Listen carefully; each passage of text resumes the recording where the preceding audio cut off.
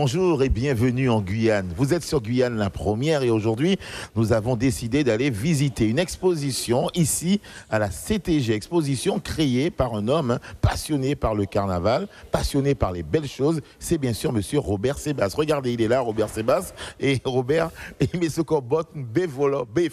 Robert, bel bonjour. Bonjour Tano, comment tu vas? Moula.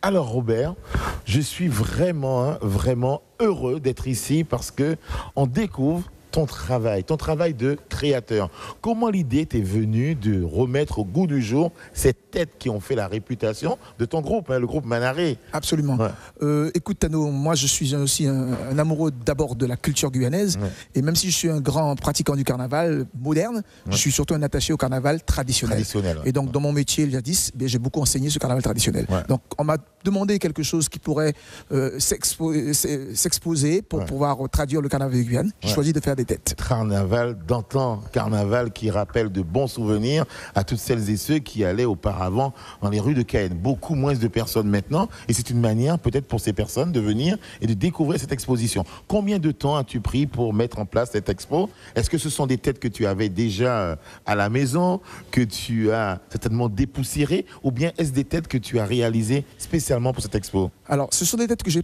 réalisées spécialement. C'est une commande du département culture et patrimoine de la CTG. Ouais. Et j'ai réalisé ces têtes en 24 jours. Voilà. 24 jours. Donc 24 jours pour combien de têtes alors? Il y en a 12.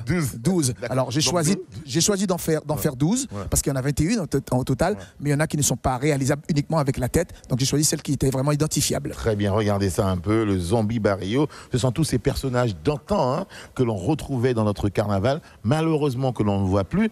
Peut-être avec le fait que Manaré ne défilait plus dans les rues de Cayenne, mais ça a été modifié cette année, je crois. Hein. Oui, c'est-à-dire qu'on va un petit peu rétablir les choses. Manaré n'était pas non plus un traditionnaliste, donc on a beaucoup défilé en moderne, mais on soutient tout ce qui est le carnaval traditionnel. Et Manaré a pris sa retraite depuis 7 ans, sauf que cette année-ci, voilà, une trentaine de jeunes sont venus et ont demandé à Manaré de renaître, et on les accompagne au moins pendant une année pour que Manaré survive. En tout cas, bravo et félicitations. Suivez l'info sur Guyane la Première, télé, radio et internet.